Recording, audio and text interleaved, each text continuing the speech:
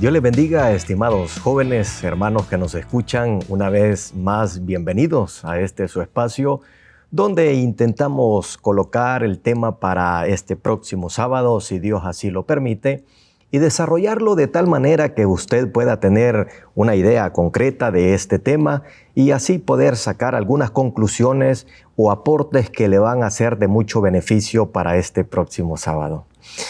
Pues el tema a desarrollar es Joacás y el declive de Israel. Ese es el tema que vamos a desarrollar, Joacás y el declive de Israel. A manera de introducción, quisiera darles un pequeño aporte histórico. Recuerden ustedes que Israel va a tener una división en el reinado. 10 tribus van a quedar en el ala norte y 2 tribus van a quedar en el ala sur. Desde ese contexto histórico vamos a tratar de desarrollarlo para que usted tenga una idea y el tema le sea un poco más digerible o más fácil, por así decirlo.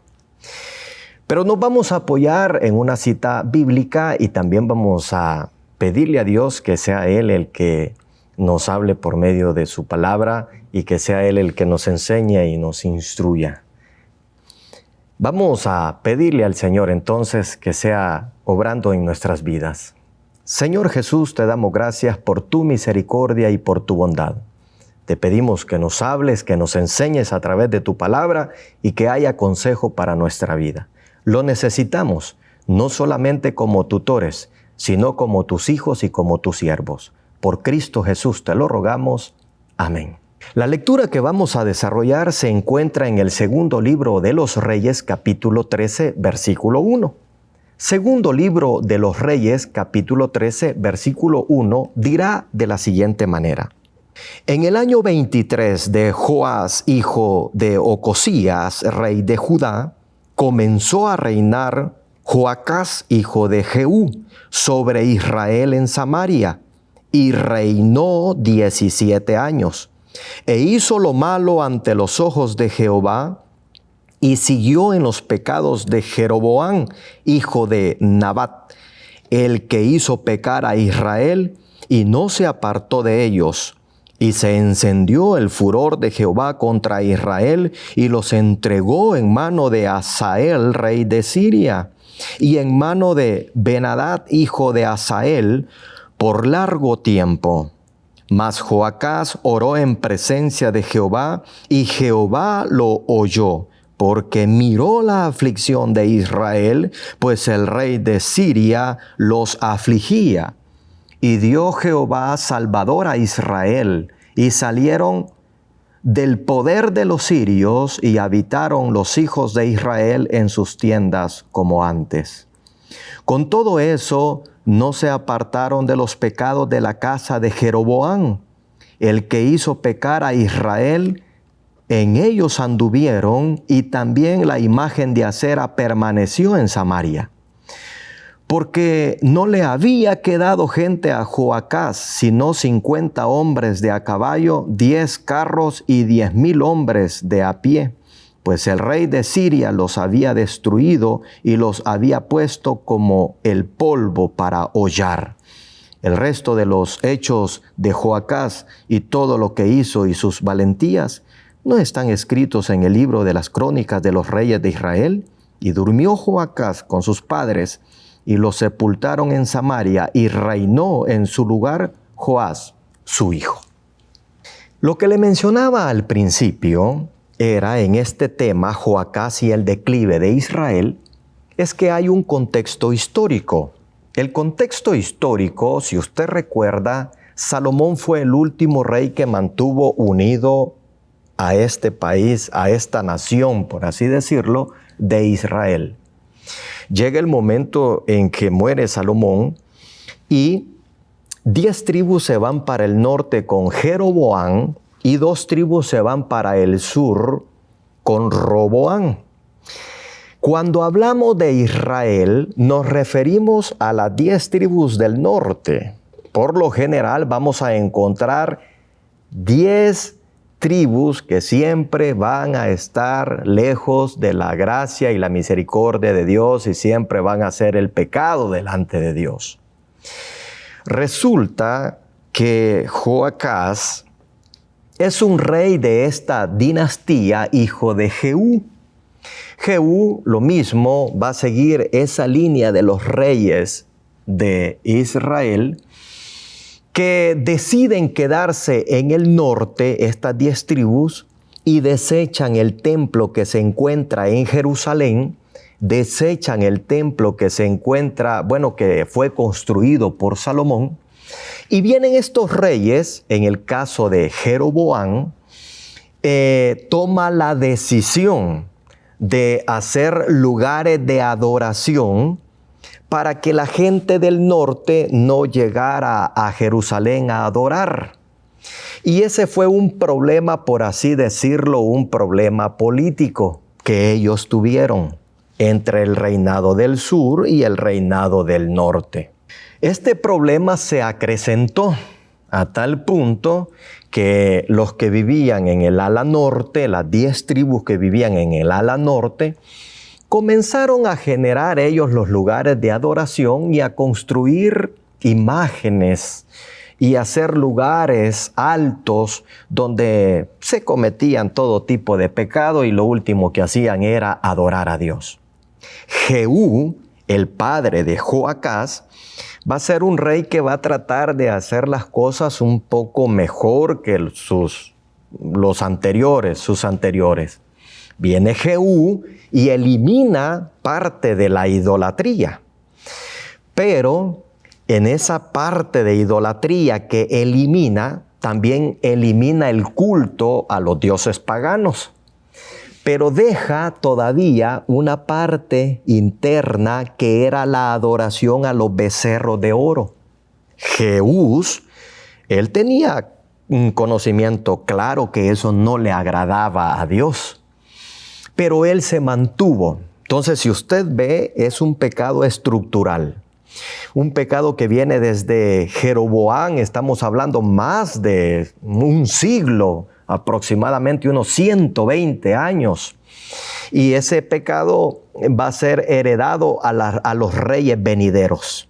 Llega Jehú y fue un poco esperanzador la propuesta de Jehú, porque en el capítulo 9, 10 y 11 usted puede encontrar que va a hacer algunas reformas. Y va a ser interesante las reformas que hace, pero no elimina del todo la adoración a los becerros que deja establecido Jeroboam. Viene Joacás y en el versículo 1, por eso le doy este contexto histórico para que usted se ubique en el versículo 1 que dice: en el año 23 de Joás, hijo de Oconías, rey de Judá, comenzó a reinar Joacás, hijo de Jehú, sobre Israel en Samaria y reinó 17 años. O sea, lo que está diciendo es que en el sur reinaba Joás, pero en el norte comienza a reinar Joacás. Joacás resulta que sigue cometiendo ese pecado de idolatría. Y ahí es donde hay una decadencia dentro del pueblo de Israel. Y la decadencia nosotros perfectamente vamos a identificarla, que su padre pues la cometió y eso era un pecado heredado. Era un pecado que habían cometido los reyes anteriores y él no hizo por apartarse de ese pecado, sino que él continuó en ese pecado.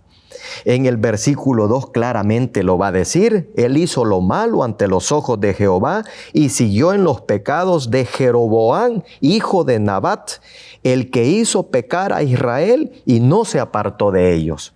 Si usted nota, hay 4 personajes importantes. Uno es Joacás, que es el personaje principal. Otro es Jeroboam, que fue quien instituyó una adoración con becerros de oro. 3 es Jehú, el padre de Joacás, el que trató de hacer las cosas bien. Y el cuarto personaje, es el pueblo, Israel. Lamentablemente el pueblo pagaba los desaciertos de sus líderes. Estos líderes no gobernaban para el pueblo, gobernaban para sus propios intereses. Y como a ellos les convenía que Israel del norte permaneciera en el norte, les hicieron los lugares de adoración. Así fue como en el norte se hizo, por así decirlo, una idolatría que no se iba a parar, no iba a cesar, hasta que Israel del norte termina conquistado por los sirios, y la misma palabra dirá que van a ser prácticamente desaparecidos y van a quedar como el polvo de la tierra. Israel del sur también va a correr con la misma suerte, porque un siglo después va a ser conquistado por los babilonios. Note usted, Israel del norte termina conquistado por los sirios. Israel del sur termina conquistado por los babilonios. El pecado siempre va a tener un declive, una decadencia en la vida de la persona. Usted puede decir, pero yo no estoy viendo las consecuencias de mi pecado. Claro, actualmente no las ve, pero cuando pasen los años usted va a ver las consecuencias de ese pecado. Usted puede decir que en este momento está cometiendo algún pecado y que nadie lo ve, pero esa es una decadencia que con el tiempo usted va a obtener los frutos de esa decadencia. Recuerde, la palabra dice que todo lo que el hombre siembre, eso también va a cosechar. Y así es como comienza la decadencia de Israel. Nunca se apartaban de la idolatría, nunca se apartaban de lo que le desagradaba a Dios y permanecían en el pecado. Eso nos lleva a que meditemos en el punto número 2. Y el punto número 2 vamos a tomar como referencia el versículo 4 y el versículo 5. Dice que Joacás, al ver la decadencia del pueblo y al ver cómo los asirios los tenían sometidos, toma la decisión y comienza a orar en presencia de Jehová, dice el versículo 4. Y Jehová lo oyó, porque miró la aflicción de Israel, pues el rey de Siria los afligía. Y dio Jehová salvador a Israel, y salieron del poder de los sirios, y habitaron los hijos de Israel en sus tiendas como antes.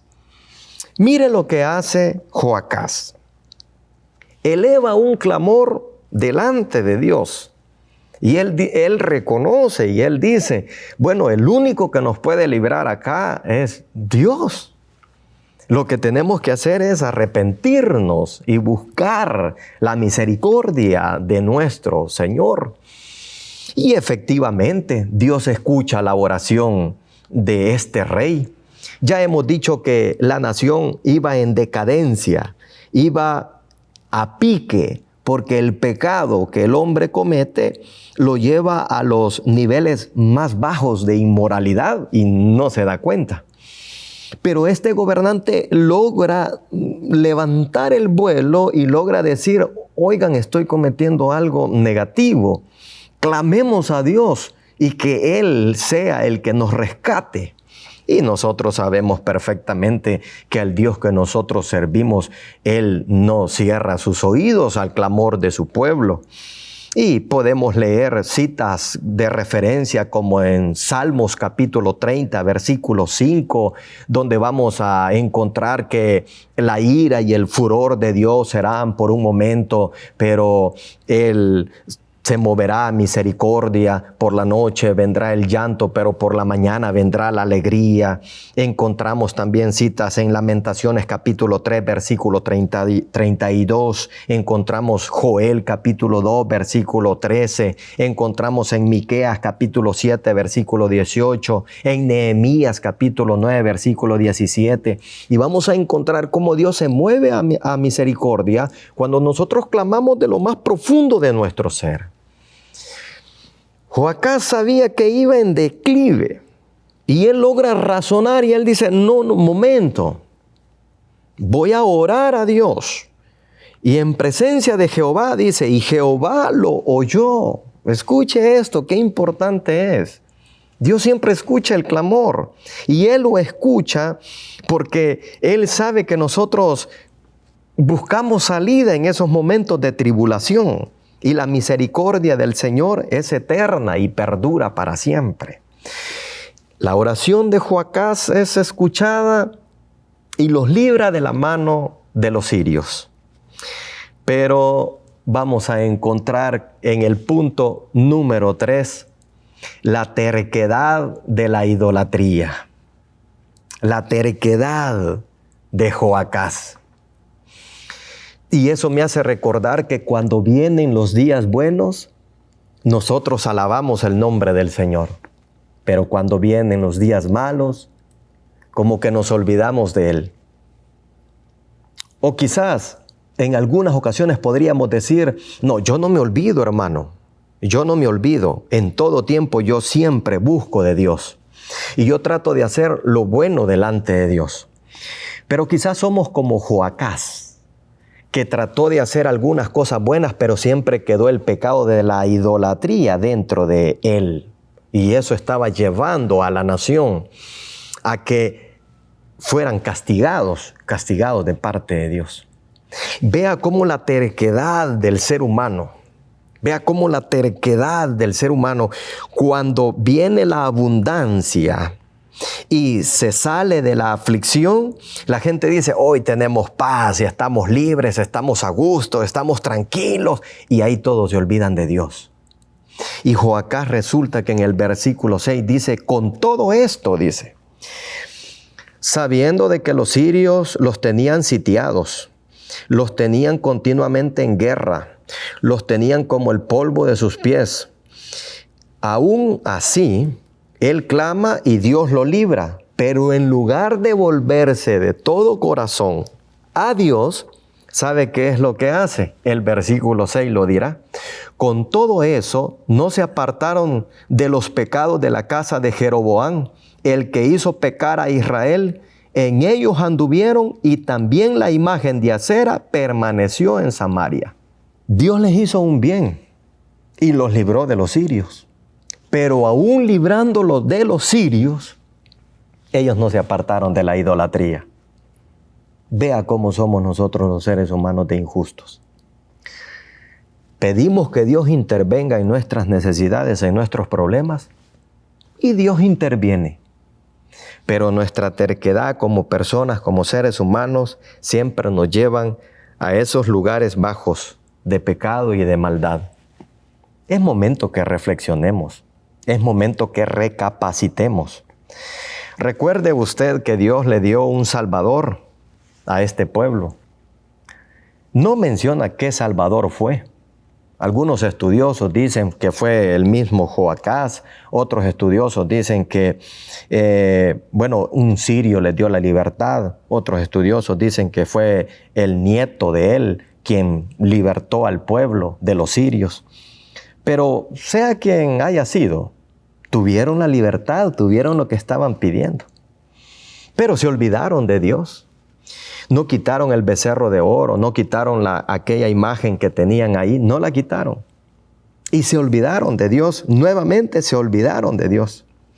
Y no tomaron en cuenta que la práctica del pecado destruye a cualquier persona. La práctica del pecado siempre va a destruir a la persona.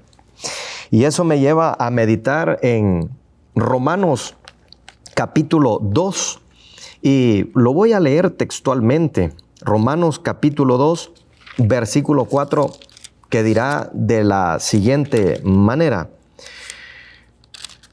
Romanos capítulo 2, versículo 4 dirá, ¿o menospreciáis la riqueza de su benignidad, paciencia y longanimidad, ignorando que su benignidad te guía al arrepentimiento?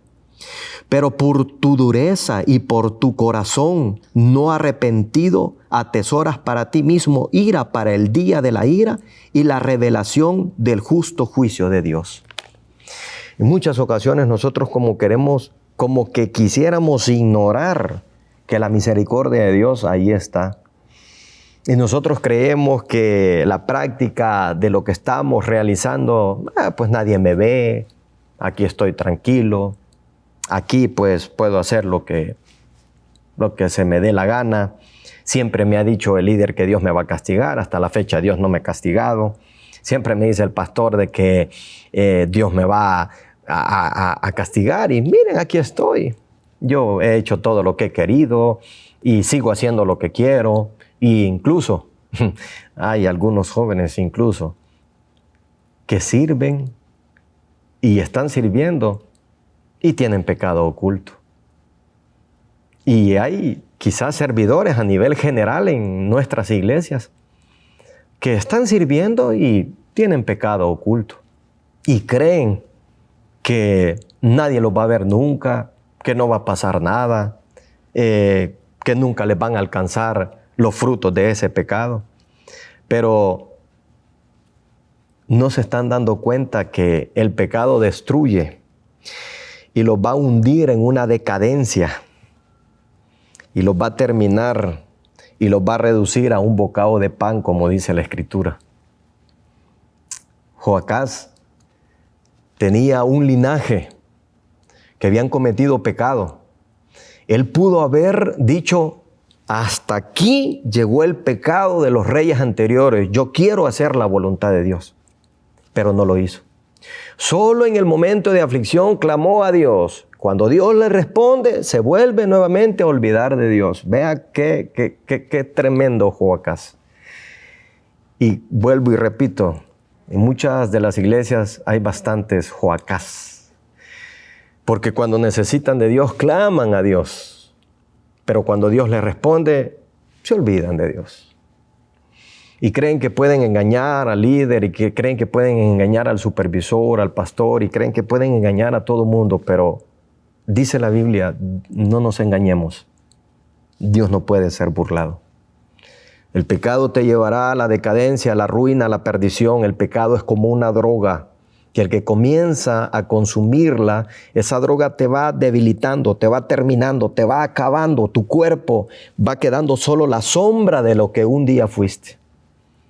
Terminas perdiendo familia, terminas perdiendo empleo, terminas perdiendo vivienda, vehículo, posesiones, y te consume a tal punto que te puede llevar hasta la muerte. Pues así es el pecado. Te puede llevar hasta la muerte y te puede consumir y te puede terminar y te puede destruir. Pero quiero decirte que hay una salida. Jesucristo se llama y Él nos quiere ayudar a todos. Y Él nos dice, no seas como Joacás. Joacás pudo decir, yo aquí termino con la tradición que Israel tiene de una idolatría, pero no lo hizo. No lo hizo. Y el pueblo siguió a su líder. Vea, el pueblo fue tan culpable como su líder, porque el pueblo creyó que su líder estaba en lo correcto, pero no. Su líder estaba equivocado. Lamentablemente el pueblo siguió al líder que estaba equivocado y el pueblo terminó pagando las consecuencias. Las personas se pueden equivocar. Por eso es que nuestra mirada tiene que estar puesta en el autor y el consumador de nuestra vida, de nuestra fe, que se llama Jesucristo. Él murió en la cruz del Calvario por cada uno de nosotros y eso es momento que lo pongamos a reflexión y que lo traigamos a memoria. El sacrificio que Él hizo por nosotros, Él es nuestro Salvador. Joacás tuvo su Salvador y lo libró de los sirios. Nosotros también tenemos nuestro Salvador y nos quiere librar del pecado. Recuerda, hay 3 puntos que se analizan en este estudio. El primero es la decadencia de Israel. Por eso decía yo que hay 4 personajes que tenemos que seguir. El principal es Joacás, que pudo detener la idolatría. El segundo fue su papá, que trató de detenerla, pero aún dejó vestigios de los becerros. Y Jeroboam, que fue el que dijo, aquí vamos a hacer los lugares de adoración para que no vayan hasta el templo de Jerusalén.